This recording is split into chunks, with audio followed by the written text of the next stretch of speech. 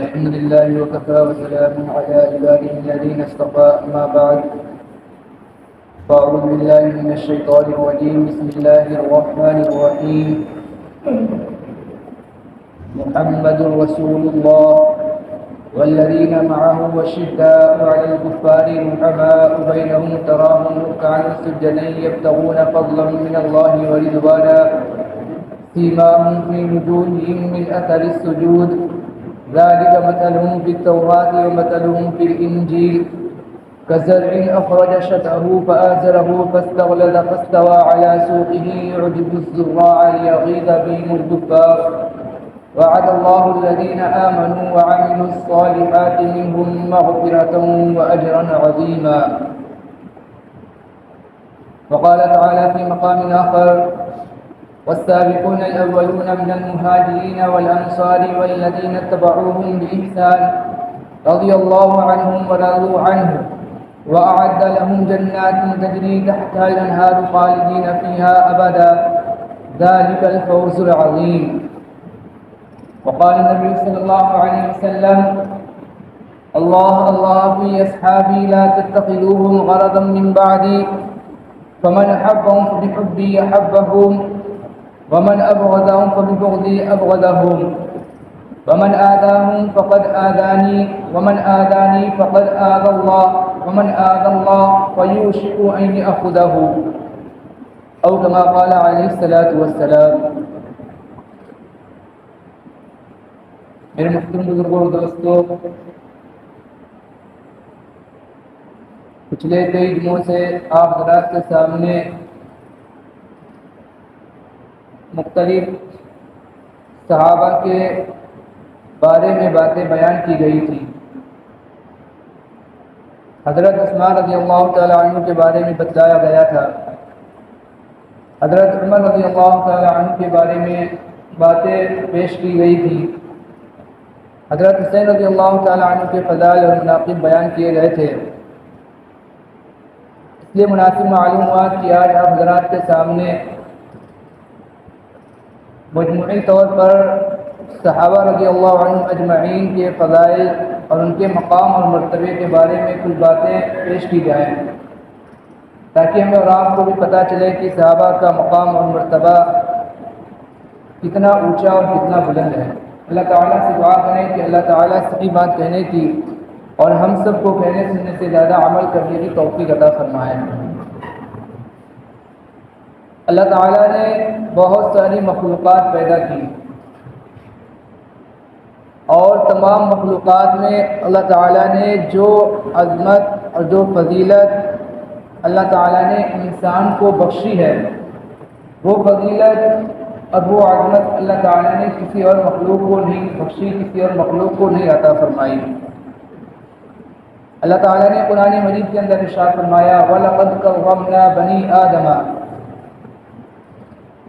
پھر انسانوں میں اللہ تعالیٰ نے سب سے اعلیٰ جو جماعت بنائی وہ نبیوں اور رسولوں کی جماعت کو اللہ تعالیٰ نے سب سے اعلیٰ اور سب سے عظمت والی جماعت بنایا. اور نبیوں اور رسولوں کے بعد اللہ تعالیٰ نے اگر کسی جماعت کو افضل بنایا ہے نبیوں اور رسولوں کے بعد تمام انسانوں میں، تو وہ جماعت ہے وہ صحابہ رضی اللہ عنہ اجمعین کی جماعت ہے.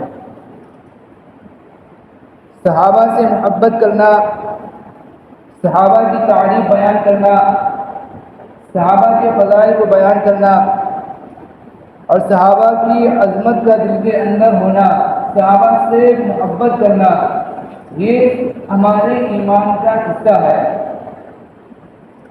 اگر کسی کے دل کے اندر صحابہ کی عظمت نہ ہو، صحابہ کی محبت نہ ہو، تو ایسے شخص کو چاہیے کہ وہ اپنے ایمان کی فکر کرے، اپنے ایمان کے بارے میں سوچے، اپنے ایمان کے بارے میں غور فکر کرے، کیونکہ ایسا شخص ایمان والا کامل ایمان والا نہیں ہو سکتا. ہم پر ہمارے والدین کے، ہمارے ماں باپ کے اتنے احسان نہیں ہوں گے جتنے زیادہ احسان ہم پر صحابہ رضی اللہ عنہ اجمعین کے ہیں.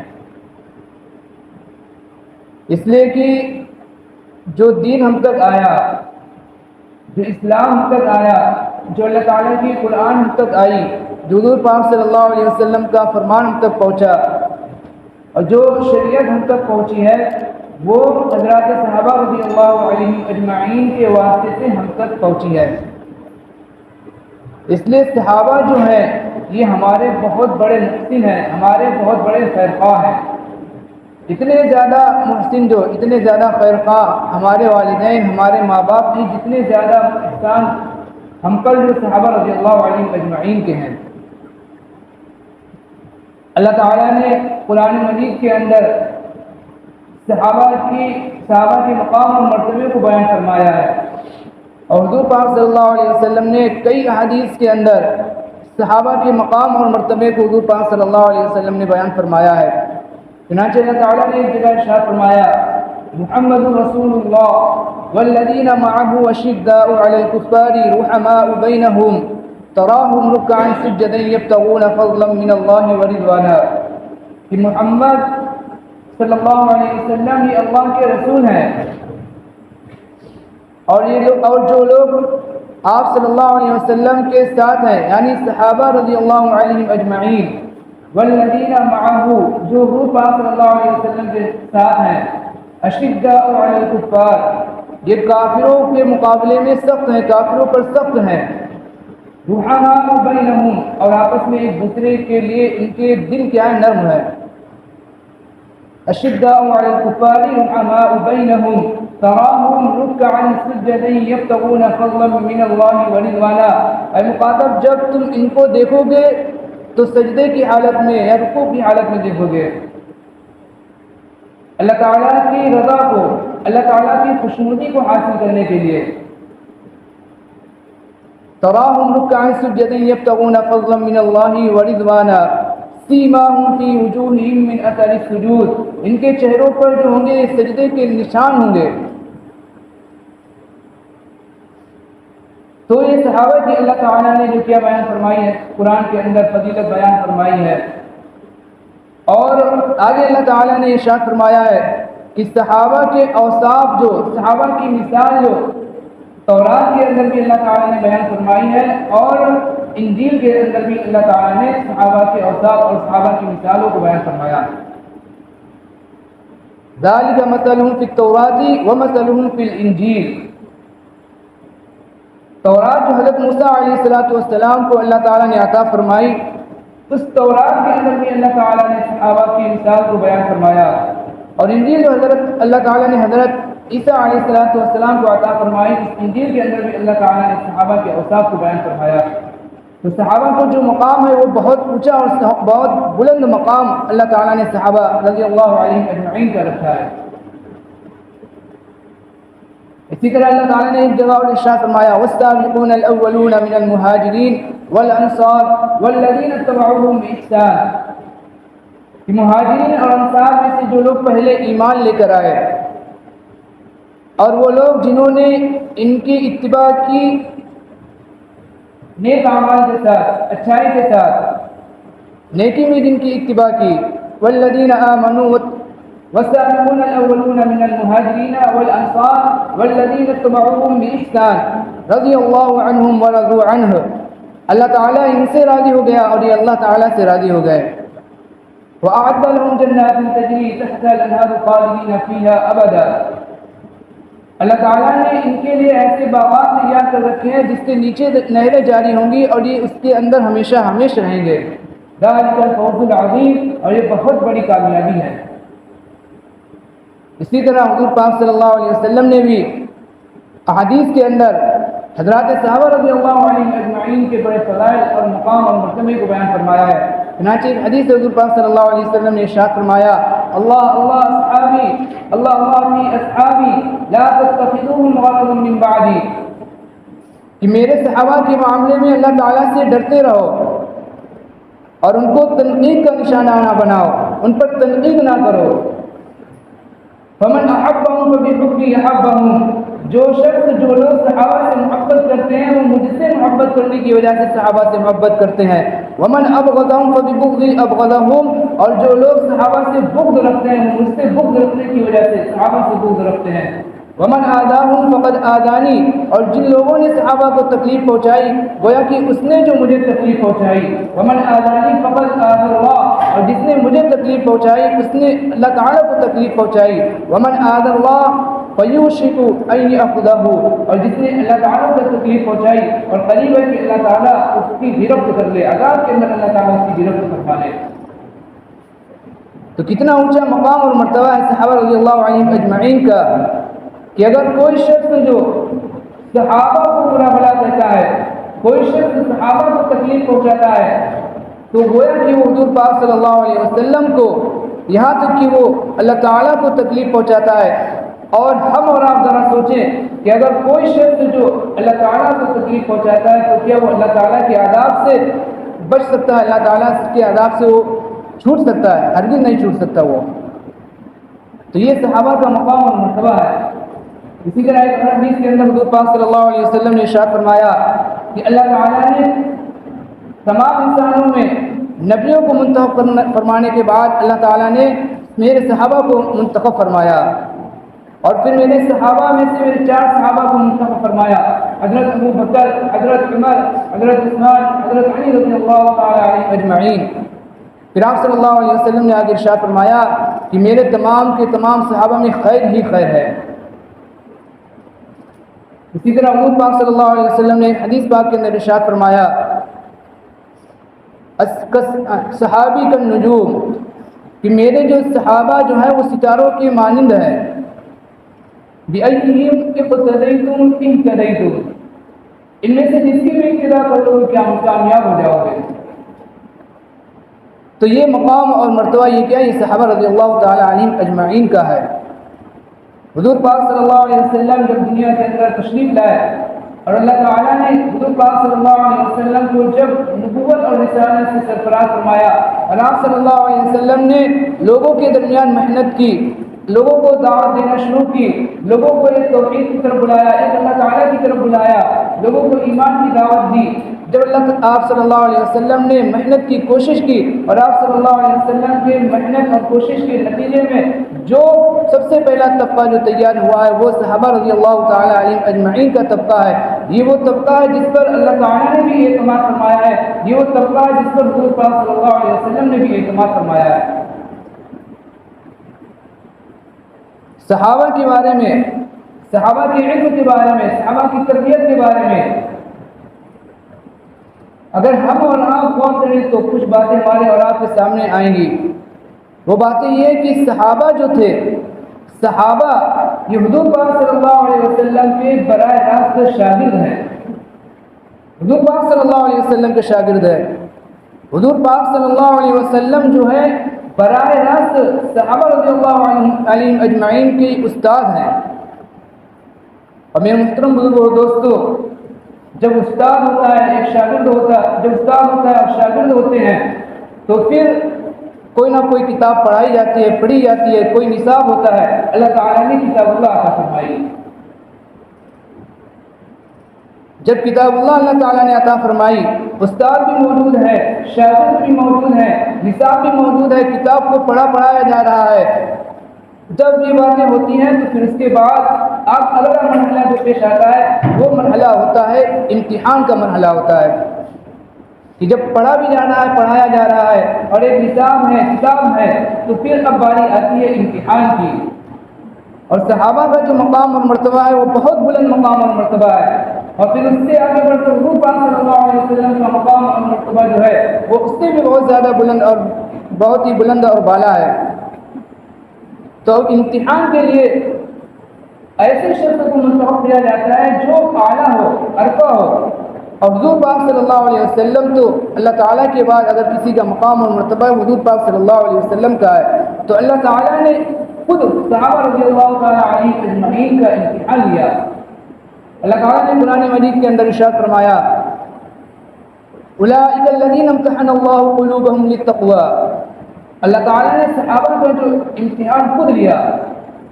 اور جب امتحان ہوتا ہے اور امتحان کے بعد کیا ہوتا ہے کہ نتیجہ آتا ہے، کہ نتیجہ آتا ہے، پاس ہوا انسان کہ فیل ہوا، یہ نتیجہ آتا ہے۔ استاد ہے، شاگرد ہے، پڑھائی ہو رہی ہے، پڑھنا پڑھانا ہو رہا ہے، نصاب ہے، کتاب ہے، امتحان ہو گیا.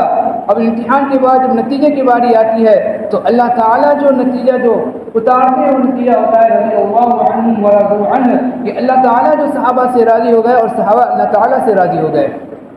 میرے محترم بزرگوں اور دوستو، یہ جو رضی اللہ عنہ ورضوا عنہ ہے، یہ جو اللہ تعالیٰ نے مجھے فرمایا ہے رضی اللہ عنہ ورضوا عنہ کہ اللہ تعالیٰ صحابہ سے راضی ہو گئے اور صحابہ اللہ تعالیٰ سے راضی ہو گئے، یہ وہ بات ہے، یہ اللہ تعالیٰ کی رضا، یہ جو سب سے بڑی چیز ہے. انسان کا سب سے بڑا مقصد یہی ہے دنیا کے اندر آنے کا، کہ انسان جو نیک کام کرتا ہے، انسان نماز پڑھ رہا ہے، انسان روزہ رکھ رہا ہے، انسان جو حج پر جا رہا ہے، انسان صدقہ خیرات کر رہا ہے، انسان دیگر نیک اعمال کر رہا ہے، تو انسان ان تمام چیزوں کا جو مقصد ہوتا ہے انسان کا وہ یہ ہوتا ہے کہ اللہ تعالیٰ کی رضا ہمیں حاصل ہو جائے، اللہ تعالیٰ کی خوشنودی ہمیں حاصل ہو جائے. اس لیے انسان نماز پڑھتا ہے، اس لیے انسان زکوٰۃ دیتا ہے، اس لیے انسان روزے رکھتا ہے، اس لیے انسان حج کرتا ہے، اس لیے انسان صدقہ خیرات کرتا ہے، اس لیے انسان کیا ہے دیگر نیک اعمال کرتا ہے کہ اللہ تعالیٰ کی رضا ہمیں حاصل ہو جائے، تاکہ ہم دنیا کے اندر بھی کامیاب ہو جائیں اور دنیا سے جانے کے بعد جب آخرت میں ہم جائیں تو آخرت میں بھی ہم کیا ہو کامیاب ہو. اللہ تعالیٰ نے یہ رضا، یہ خوشخبری حضرات صحابہ رضی اللہ تعالیٰ علیہم اجمعین کو دنیا ہی کے اندر اللہ تعالیٰ نے دی تھی. چنانچہ اللہ تعالیٰ نے ارشاد فرمایا قرآن مجید کے اندر رضی اللہ عنہم ورضوا عنہ کہ اللہ تعالیٰ جو صحابہ سے راضی ہو گئے اور صحابہ جو اللہ تعالیٰ سے راضی ہو گئے. تو میرا محترم بزرگوں اور دوستو، یہ جو صحابہ رضی اللہ تعالیٰ علیہم اجمعین ہے، ان کا مقام اور مرتبہ یہ کیا ہے؟ بہت بلند مقام اور مرتبہ ہے. ان کے مقام اور مرتبے کو ہمیں اور آپ کو سمجھنا چاہیے. اور اگر کوئی شخص جو صحابہ کے اوپر کوئی تبصرہ کرتا ہے، کوئی غلط بات کہتا ہے، صحابہ کو برا بھلا کہتا ہے، حضور پاک صلی اللہ علیہ وسلم نے ارشاد فرمایا اگر تم لوگوں کو دیکھو کہ وہ صحابہ کو برا بھلا کہہ رہے ہیں تو تم کہو کہ اللہ تعالیٰ کی لعنت ہو، تم میں سے جو برا ہے اس پر اللہ تعالیٰ کی لعنت ہو. اور ظاہر سی بات ہے کہ برا کون شخص ہوگا؟ برا وہی ہوگا جو صحابہ رضی اللہ تعالیٰ عنہم اجمعین کو برا بھلا کہہ رہا ہے. تو صحابہ کو برا بھلا کہنا گویا کہ وہ شخص اللہ تعالیٰ کی لعنت کو دعوت دے رہا ہے. تو صحابہ ہی ہیں، بہت بڑا اور بہت اونچا ہے صحابہ کا مقام اور مرتبہ. دین کے معاملے میں صحابہ گویا کہ ایک ریڑھ کی ہڈی کی طرح ہے. اگر صحابہ کو جو بیچ کے درمیان سے ہٹا دیا جائے گویا کہ دین کیا ہوئے؟ دین جو بالکل ختم ہو جائے. بالکل صحابہ رضی اللہ تعالیٰ علیہ اجمعین کا جو مقام اور مرتبہ ہے اس طرح ہم اور آپ سمجھ لیں گویا کہ ریڑھ کی ہڈی ہے. جس طرح جسم کے اندر ریڑھ کی ہڈی کا جو اہمیت ہوتی ہے، جو مقام ہوتا ہے، اسی طرح صحابہ کا جو مقام اور مرتبہ ہے وہ دین کے اندر ہے. ہم تک جو دین پہنچا ہے، ہم تک جو شریعت پہنچی ہے، ہم تک جو قرآن مجید پہنچا ہے، ہم تک جو حضور پاک صلی اللہ علیہ وسلم کی باتیں اور حضور پاک صلی اللہ علیہ وسلم کے جو فرمان پہنچے ہیں وہ صحابہ رضی اللہ تعالیٰ علیہ اجمعین کے واسطے سے پہنچے ہیں.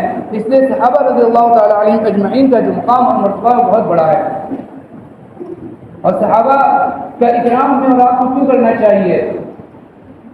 ایک تو اس وجہ سے بھی کرنا چاہیے کہ صحابہ کو اللہ تعالیٰ نے منتخب فرمایا ہے. کوئی انسان نماز پڑھ لے، جتنی زیادہ روزے رکھ لے، کچھ بھی کر لے، انسان پیدائش سے لے کے مرتے وقت تک وہ اللہ تعالیٰ کی فرما برداری کے اندر زندگی گزار دے، لیکن وہ صحابی نہیں ہو سکتا. صحابہ کو اللہ تعالیٰ نے منتخب فرمایا ہے. جس طرح اللہ تعالیٰ نبیوں کا انتخاب فرماتے ہیں، اسی طرح اللہ تعالیٰ نے صحابہ کو بھی انتخاب فرمایا ہے. اب کوئی شخص صحابی نہیں بن سکتا. اسی طرح اس لیے صحابہ کا کیا ہے؟ اکرام کرنا، صحابہ کی عزت کرنا، صحابہ سے محبت کرنا، یہ کیا ہے؟ ضروری ہے، واجب ہے ہمارے اوپر.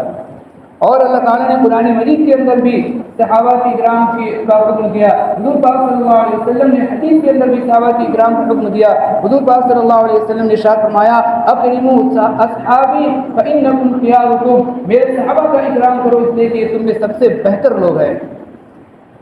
تو میرے محترم بزرگوں دوستو، یہ صحابہ کی فضیلت سے متعلق، صحابہ کے مقام اور مرتبے سے متعلق کچھ باتیں تھیں جو ہم نے آپ کے سامنے بیان کی، بتلائیں. اور بھی بہت ساری صحابہ سے متعلق باتیں. اللہ تعالیٰ سے دعا کریں کہ اللہ تعالیٰ ہم سب کے دلوں کے اندر صحابہ کی سچی پکی محبت اللہ تعالیٰ ہم سب کے دلوں کے اندر ڈال دے، اور اللہ تعالیٰ ہم سب کو صحابہ کی پیروی اور صحابہ کی جو اخلاق عادات ہے ان اخلاق عادات کو اللہ تعالیٰ ہمیں بھی اپنانے کی توفیق عطا فرمائے۔ اللہ تعالیٰ ہم سب کو کہنے سننے سے زیادہ عمل کرنے کی توفیق عطا فرمائے۔ آمین۔ وما علینا الا البلاغ المبین۔